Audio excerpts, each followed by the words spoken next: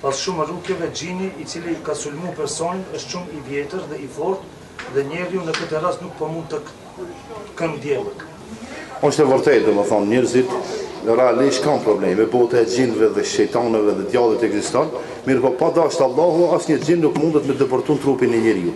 Nëse gjini ka depërtuar trupin e njeriu, kjo është sprov. Allahu ka dashur me sprovë dhe ai duhet me bë sabër dhe duhet me bë durim.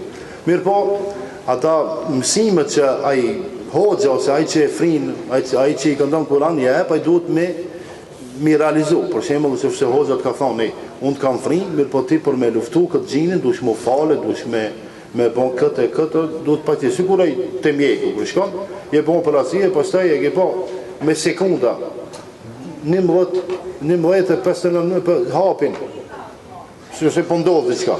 Edhe me gjinin, duhesh me don sabah, me don dreke, me qenë pak ma i vendmenshëm se për ndryshe ai të fiton. Ai të fiton e ti se ne fiton. Ajo një luftë normale që njeriu inshallah nuk na ndodh. Inshallah nuk na ndodh, bëni dua, inshallah Allah na ruan dhe na mbron, se ne ata nuk i shohim, ata neve na shohin. Ama do të vjen dita, në ditën e gjykimit, ne do të shohim, ata nuk na shohin. Ne kena me pa, edhe kena me thonë, ecë s'to. Se ato tash me të vërtetë, kudo që shkojmë ne ato na shohin, rrinë, e tash nëse jeti i dopt në aspektin fetar, ose të prejkë, ose thot hansi ki ka una.